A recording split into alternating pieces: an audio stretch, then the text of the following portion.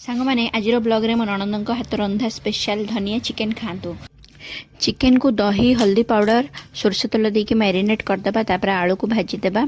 आलू भाजी सारा पर कड़े रे देदेबा तेल। तापर पियाज आउ तेजपत्र को देके भाजीबा हल्का ब्राउन है जाए।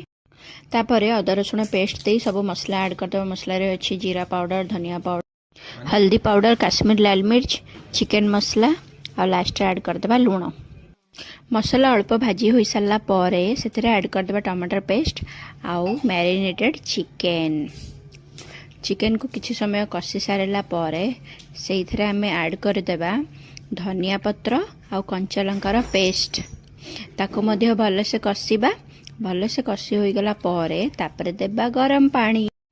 पानी पीबा छाणी आउ चिकेन को खाइबा टाणी। हो गला रेडी हमर चिकेन तरकारी। चिकेन को टाणी खाई आम ज्वाई पुओ एठी गोलाप फूल जगह मंदार फूल दे वाह वाह करुछंती।